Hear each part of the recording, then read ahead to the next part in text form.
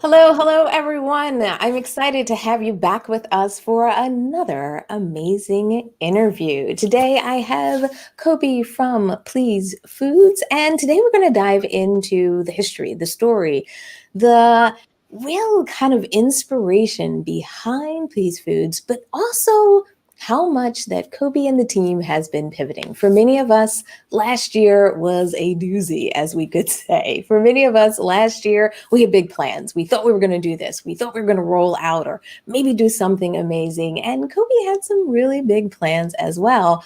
But as the world changed, many of us had to pivot. Many of us had to re examine the way we were running our businesses, re examine the way we were launching our businesses, and re examine the way that we're getting our products and services out to people. So today, I'm excited about learning the story, learning the history, learning the trials and maybe tribulations that Kobe has been through, not just to kind of rehash, but for many of us to use it as inspiration, for many of us to understand as we run businesses, as we move forward, as we're trailblazers like Kobe and the team, that sometimes life will throw you a curveball.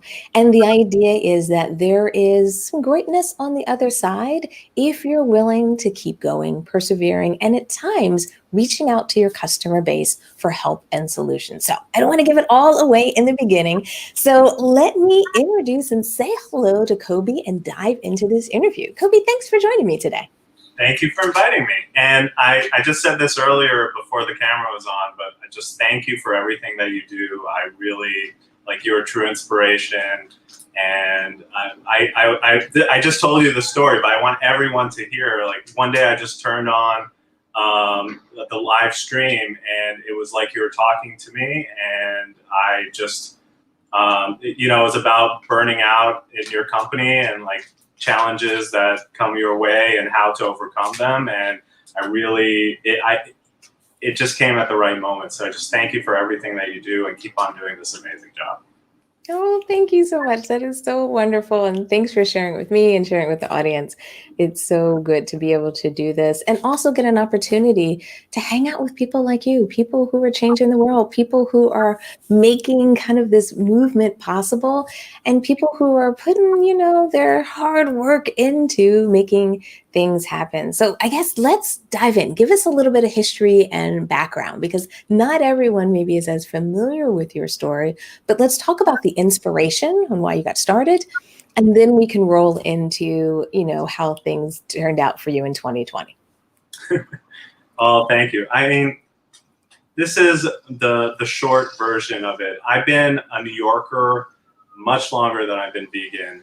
And when I changed my diet, my biggest pain point for myself and my wife was life without pizza. And so we took it upon ourselves to start making vegan pizzas at home. And it was just something that started as a hobby. And we posted pictures online, and all of a sudden people really actually thought we had a restaurant. And so it went from a small hobby to like a big hobby.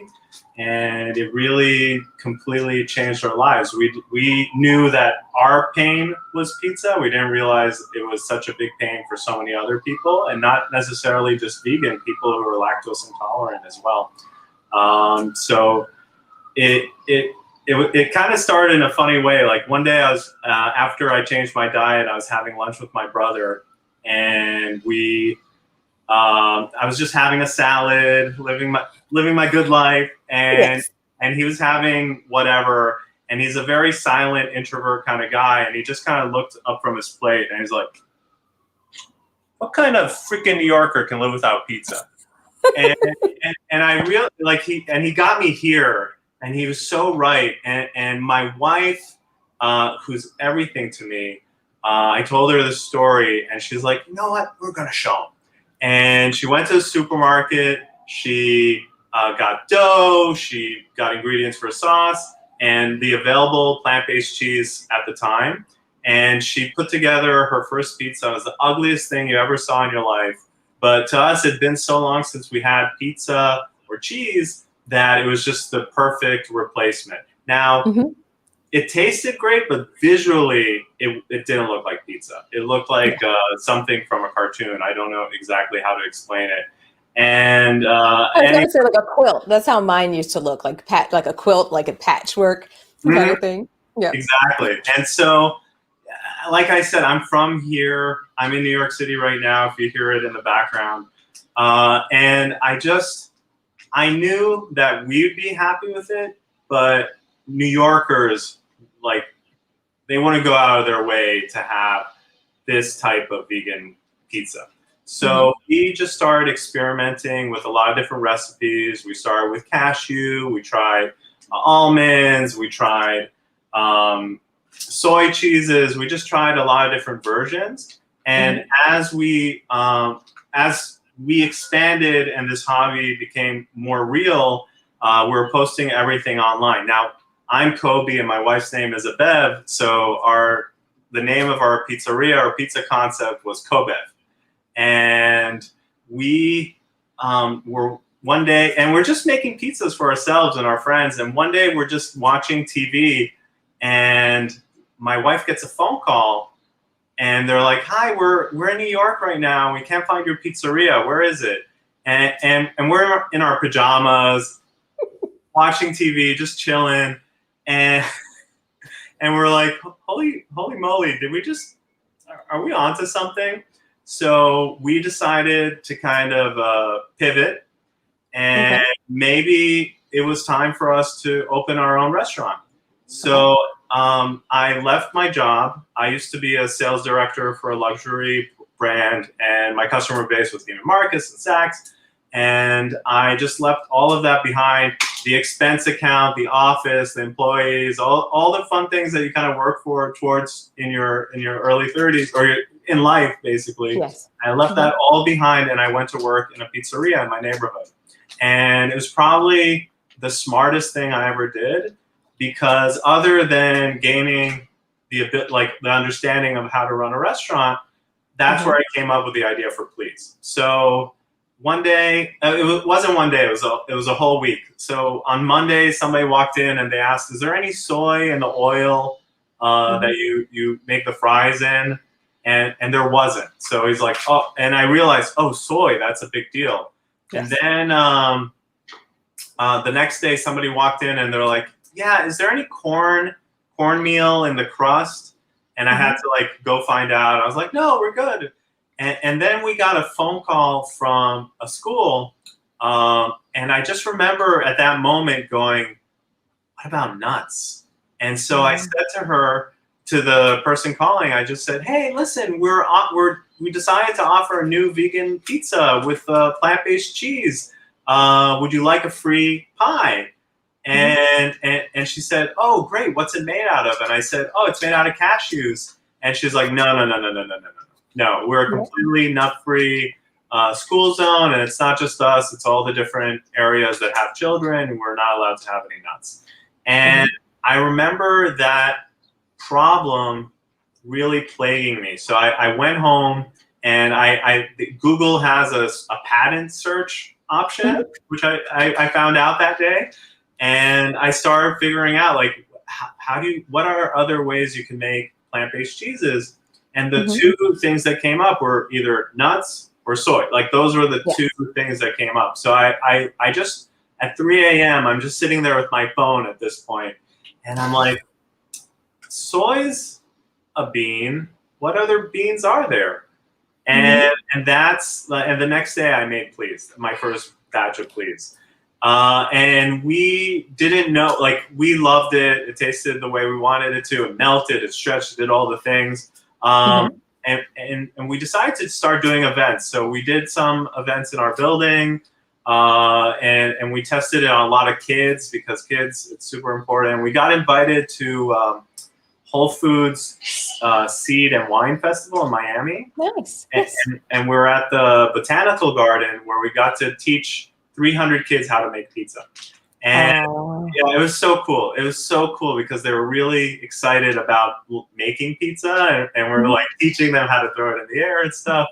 But what was really funny was the parents kept on coming over and stealing their kids' slices. And when they heard there was no soy or nuts in it, they're like, "Oh my God, are you going to open a pizzeria in Miami? maybe sell the cheese? So like, we love the cheese. Or will you make frozen pizzas? And it was all these things that we didn't think about before. We're just really happy with New York. Mm-hmm. So after the event, we got into an incubator here in Harlem called Hot Bread Kitchen. Okay. And they helped us kind of learn the difference between opening a restaurant and creating a product. And Yes. we decided that a product was really important. I know this is a long story. I'm trying. No, this is good. We realized that by having a product that we could sell to restaurants, we could actually have a much bigger impact. So they taught us how to structure our business. They taught us how to find food scientists to help us scale up our production. And they kind of just gave us that, they were the wind in our sail to kind of take us from an idea to an actual product. Nice. And it's just been such a amazing journey from that point onward. And I just remember, I wrote this down. I was like, when we're raising capital is probably the hardest thing. Like for someone like me, who I'm just friendly and I care about people, and I'm like, this is going to be big. Like it was just like one of those moments. But then you have to explain to everybody else who don't look at the research all day long. Yeah. And they don't know how to make the product, and they don't know about the consumer reaction. And so translating that for me has been another journey, just learning how to speak to people in a way, like systematically, and organize the thoughts to just go, this is something innovative that we created. A lot of people want it. It'll make money. Now invest. And I couldn't explain it in those words so simply a few years ago. And I completely bombed a pitch for the Glasswall Syndicate, which you Really? yeah, Oh. yeah, exactly. But I bombed it. I talked in a circle. I was mumbling. I was so nervous. I was sweating. Like it was not a good day for me. But I think that's how it is for a lot of us. I mean, I think that, like, to give you a little bit of camaraderie, and also, just the reality of, for many of us, when we become entrepreneurs, we're kind of like thrust into the spotlight. We're in a scenario where we have to put on all these different hats. You have to make an amazing product. You have to learn the science, learn the business, figure out how to present, and all of these things. And it's a lot to learn in like record speed. So I really think it's amazing what you've been able to accomplish. And also, I do a lot of videos about this, but you can tell me your perspective as well. Is sometimes I feel like we need those difficult moments. We need those moments where it's a little bit hard, because it kind of prepares us for the next one. It prepares us for the next presentation. It prepares us for the long journey of running a business. I don't know. Do you agree with that? Do you feel like, even though that first one might have been a little bit difficult, it prepared you for the next? I think it sucks at the time. I'll say it like that. It really sucks at the time, but it builds you, and that's I think what separates most people from trying to follow their dreams is that it's not easy. If it was easy, everybody would do it. Yeah. It's much easier to be comfortable. And starting your own business, you're going to be in a lot of uncomfortable situations. And that really built me. It taught me, oh wait, I don't know how to talk in front of people. I don't know how to put a presentation together properly. What can I do to better myself and really learn how to do this? And I just remember one day I was just sitting there a little depressed. One night I'm in bed on my phone, and I saw an ad for Plant-Based World, which was exactly 2 years ago. And it was a month before it happened. And I just looked, and it was going to be in New York. And I just went, I have to be there. And I called them the next day, and they gave me the best location I could ever imagine. And luckily, I just got my my tax return. If I didn't get my tax return that week, I wouldn't have been able to do it. And that completely changed my life. And I like, that was one of those moments where, everything looked dark and bleak. And then I was able, like, it just coincidentally all came together. And that's how I was introduced to Big Idea Ventures. They saw the action that we're getting at our booth, and they invited us to participate in the first accelerator. and they helped us find a manufacturing partner. And Wonderful. now we're actually able to scale up and not, we were thinking of opening our own factory, and that's really daunting. And we're really just happy that we were kind of thrust in that situation, because then 2020 happened, and it kind of forced us to kind of, like, we were completely sure that we were going to build our own factory, and we were partnering with Rutgers University, and we had everything kind of put together. But by finding a large-scale manufacturer who really believed in us and our product and what we're committed to doing, it like completely changed our lives. And in April of 2020, we were supposed to launch, and it kind of, you know, a few weeks before that, life kind of came to a standstill. So yes, the world happened to completely change. But one thing I want to do before you jump into that is just comment on the fact that, you know, when we all build businesses, we think we have the idea or the way it's going to happen. You know what I mean? Like, we know we have the dream, we know the destination, but the path to get there, I think it's so interesting, even hearing your story about sometimes it takes a different direction than we expect, and how important it is as, you know, leaders, as trailblazers, as individuals trying to sometimes disrupt, you know, industry and the way things are going, that sometimes you're going to have to make two lefts when you thought you were going to have to make a right and a left. And I think it's just an important thing for people to hear, and I'm excited that you shared that with our audience, because it's such a journey as we go down this path of running businesses. It absolutely is, and it builds you. It totally builds you. When I started this whole thing, I was very naive and excited, and thought everybody had my best interests at heart, and really wanted to help me. And what biggest piece of advice I'm going to give everybody right now is always read the fine print in every contract, because people are constantly trying to hide stuff from you, thinking that you're not going to read the whole thing. And reading the fine print has saved my life. And learning about that, and putting different things into play to make sure that people don't take advantage of you when you're small and you don't have a big legal team to rely on. I think, like, it completely builds you, and it hardens your shell a little bit, but it allows you to pivot and learn and move forward, and really grow. Perfect. So, okay, you were in April of last year. You were ready to go. You were ready to launch. You were ready. It was going to be a big month, right? So, walk me through the reality that came, how that grounded you, and then how did you find your path or your way forward? Yeah, well, so we were supposed to launch at the Metropolitan Museum of Art here in New York, and at LinkedIn's headquarters. And we were doing that through their food service partner. The CEO of that company came to meet, he's from California, came to meet me in New York just to look me in the eye and make sure I wasn't full of crap. Like, that I really had a product. Wow. That, yeah, like, because everybody says they have a great innovative product, but he wanted to make sure that mine met his standards. And after trying it, he was like, okay, Met and LinkedIn, that's where I want you in April. Then, you know, 2 weeks before that, we had just created our first production run of product. We tested it. It worked perfectly. It did everything that we wanted it to do, even better than we expected.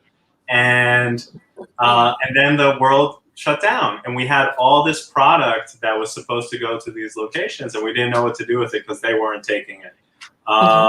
And so I just turned to Facebook and to LinkedIn and to different online communities, and I said, hey, we have a lot of samples of our product that we'd love to get into restaurants. Could you help us? And the community has been really supportive, very excited about it, and we were able to get rid of all the product that we had in 2 weeks. That's a great story. Yeah, and we created a list of 40 customers. So we went from like one customer that was pretty big going like and disappeared to 40 customers that we didn't even expect to have. And so the pandemic or that lockdown forced us to talk to a lot of more people, get in front of customers, get in front of restaurants, and really connect with people and realize how big our impact would be.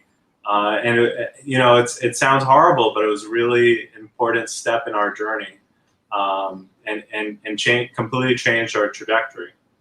Yeah, it's amazing. I mean, sometimes things blossom out of things that don't look as pretty, you wouldn't think would be as ideal, but you know what I mean? Blossoms and flowers, it's just like a crack on the sidewalk. You can see this beautiful flower come out of. And I think that's been the case for some people, is that the time that we've had, and also the time that we've been able to maybe even reach out to people, meaning people that maybe weren't available for the calls or the conversations, or even open to the idea of testing things, if they had been super busy, like their traditional day, that might have been available for the calls, available to test.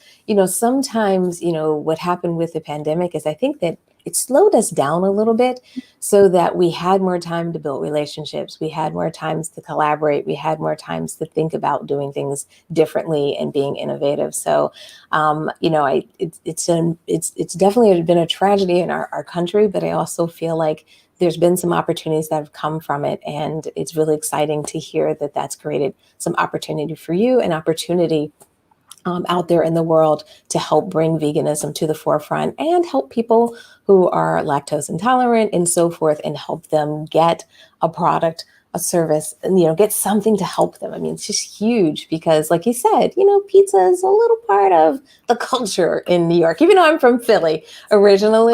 You get it. I get it. I so get it. Aaron joined us, and he said that this was making him so happy. This is a triumph. And he also just said, crisis equals opportunity. So I think that's just wonderful. Thanks so much, Aaron, for joining us. So moving forward, what happened next after you had this list of customers, and if you had this opportunity, how did you turn that into success? How did you turn that into kind of the success that you're experiencing now? So we were finally able to do our test launch. I would call it a test launch last Labor Day, and I went to the list, and I looked at the people who were most enthusiastic about our product, and who really they loved it. They're like, yes, I need this in my life. And so we decided to do a national because it was around the country, but we did a test launch in 5 different markets: New York, Atlanta, Austin, and Salt Lake City. 4 or 5, I don't remember. But those were the places that we really we saw that there was the most excitement, and we were expecting to sell out that week. We could send enough product for a whole week, and 2 of those locations that were completely vegan, they sold out within an hour. And then another guy pre-sold everything for Monday, and he was able to sell 300 pies on one day. 300? He's pre-sold 300 pies. Yeah, I trust me, it's crazy. And then in New York, it was really funny because Labor Day weekend in New York City is usually empty. Nobody's here. Everybody goes away. And so pizzerias, they don't normally do well on that weekend. They'll do well on other weekends, but not that weekend. And the owner of that restaurant was expecting it to be completely empty, nobody to show up. He'd be lucky if he sold a pie or 2. And people, when we announced it, showed up coming around the block. And he was so, because he never considered vegan before. It just sounded expensive. He's like, if people will bring it, I'll put it in. But I'll deal with it. he never anticipated it. Now he sells over 100 pounds a month. And I can't even keep up with his needs. One restaurant. But his brother was there, and his brother owns 4 other restaurants in New York. And they again, didn't care about veganism, not something that was important to him. He knew that there was desire for it, but they were willing to to take a risk. For them, what kind of risk is it really? Like you get to get more customers, and you actually get to keep people happy, and you get to have people that go on dates that don't have the same diet, but they can both eat stuff. Yes. And he realized immediately that it was going to be huge. And so he really, we tried in one of his restaurants, and we ended up doing 5. And them together ended up taking up all of our production, because we're still on a smaller production schedule because of the things haven't opened up 100% around the country. And so all of our production goes to these 2 brothers. It's been amazing, but it's also been hindering us from getting outside of New York. But we're very lucky that we're just about to do our full scale production run. And that's going to allow us to get into the national spotlight. So soon enough, we'll be in Philly, and you're in Orlando, right? I live in Orlando. I'm from Philly, so yeah, we're getting there. Don't worry, we're working on it. So it's been an exciting journey to go from, like, because when we wrote this all on paper, we were like, a regular pizzeria, they're not going to eat more than 20 pounds a month, 40 pounds a month. They're going 100, 120 pounds and selling at the same pace of regular cheese. And people are like coming from really far to go to their restaurants. So it's been kind of crazy to see that the excitement is much larger than we ever anticipated. Yeah, I love that. And I also love that it sounds like you build partnerships. It sounds like, you worked with one restaurant, then expand it, and expand it. Because a lot of times everyone thinks that you start a business and it's just, everything's big immediately. And I think it's so important to build that stability in businesses. It's so important to kind of build over time and build these great partnerships that it allows you to kind of build on success. So I, number one, want to congratulate you on your success. It's just wonderful to hear.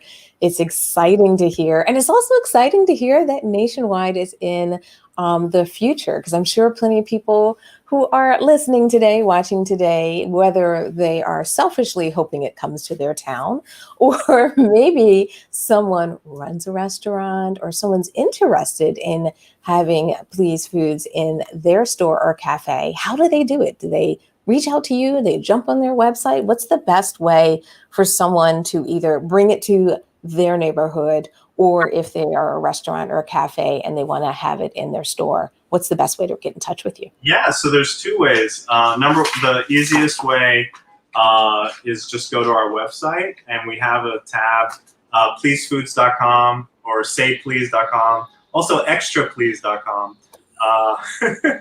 Like extra please. So that's definitely, if you have a restaurant right now, and you'll get on our list for a free sample, and then we'll give you the price sheet, and we'll be able to talk you through the entire experience. But another thing that we've done through the vegan community is that we're now advertising in Veg News. And so this is our ad.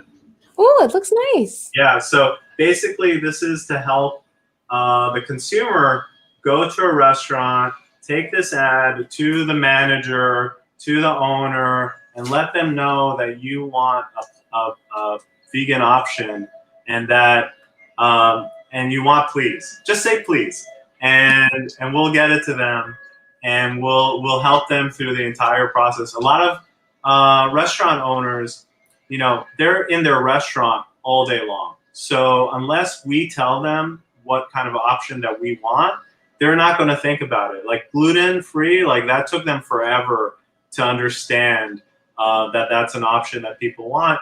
And that's the same issue that they're having with vegan cheeses. They just don't know what it is. And a lot of them don't perform to the standards that restaurants expect. And we kept that in mind when we created our product. That is wonderful. I see some excitement here. Gloria just said hello as she joined us here. Erin came back and said, congratulations. Your win is a win for all of us. So definitely, I can hear the virtual hand clapping probably happening around the world as people are listening. Sean, it looks like Sean's saying, need set cheese in my life. Yeah, he's a LinkedIn friend. we'll talk. Oh, nice, nice, nice. And then Erin's been helping us out and putting the links in the post as well. So if anyone's in LinkedIn, definitely click on the link, or it should be in the bio, no matter where you're watching from, if it's on Facebook, YouTube.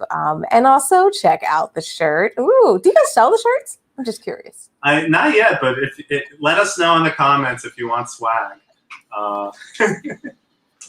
Definitely. And I love the Mr. CEO in the corner. I think that's a beautiful touch. So as we wrap up today, as usual, I get excited. I have so much fun hanging out and just really have had a great time talking with you. Any words of wisdom, any recommendation for anyone out there who is trying to get their business off the ground, trying to pivot because maybe the last year or so hasn't been as ideal and they just have felt like they've gotten knocked down a little bit more than they expected? Any recommendations or kind of inspiration that would help them maybe through this hard time if they're still trying to figure it out? And just as you said that, I got goosebumps. It's not easy, guys. It's not easy, but it's worth it. If you really believe in something, if you want to have an impact that's meaningful on the planet, that can help change the world, improve the world, it's up to you to make that happen. Nobody else is going to make that happen to you, for you. But it's completely worth it. There's a huge community of people that believe in you, that want to help you. I recommend definitely following Stephanie.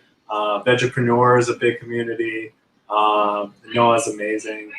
And just believe in it. Never give up. It's when you think that everything is the worst is when things get better, and just make it happen. You can do it. You can do it. Just make it happen. I love it. Definitely. Sean is all about selling some swag. So you already got one person saying yes, yes, yes. So as we wrap up today, I want to make sure everyone can get in touch with you. We talked about the website, anything as far as social media. What's the best way to not only keep up to date with everything that's going on, but also to continue to support you? Yeah, well, I'm very active on LinkedIn. My name's right there. And you'll see Mr. CEO, so that's how you know it's me. There's another Kobi Regev out there who's not me. He's probably has a more impressive resume than me, but definitely not after what we've heard in this interview. Definitely on social media. We're very active. We're mostly active on Instagram. I just started a Twitter, so I don't have a lot of followers. Please follow us on Twitter. It's Pleese Cheese is our handle on all platforms. Support us on LinkedIn. I'm very active on LinkedIn. If you have any questions, you want to talk to me, you want to learn more, you want inspirations, you want to know who not to talk to in this world, I will let you know. I'm not shy about it. This is a small community. A lot of people have helped me along the way, and I'm definitely there to help you guys too. Perfect. Well, thank you so much for offering to help. Thank you so much for joining me today. I can't wait to jump on Instagram and look at some photos and get excited about everything that you have going on. So I really appreciate it. Erin also said, great interview. Thanks so much for joining. So it's always good to have folks join us live. But even if anyone watches this as a replay, feel free to post it in the comments. If you have a question, I'll make sure it gets over to Kobi. But also make sure you follow Pleese Cheese and Pleese Foods on Instagram. What is it on Instagram? Well, the name of the company is Pleese Foods, but it's Pleese Cheese along across the board channels. Yeah. Perfect. So make sure you follow, make sure you support, and make sure you go into your local restaurants. Help us build that demand, because that is key, and that is the power that we all have as vegans in our local community. So thank you everyone for watching us live. Thank you so much for enjoying this as a replay if you are watching this as a replay. And Kobi, thank you for your time, and thank you for everything you're doing. And I can't wait to continue to hear about and read about all your success. Thank you, Stephanie. Thank you for everything that you do. You're amazing, and I really hope more people get to be influenced by all the amazing things that you're doing. Thank you. Oh, thank you so much. All right. Bye, everyone.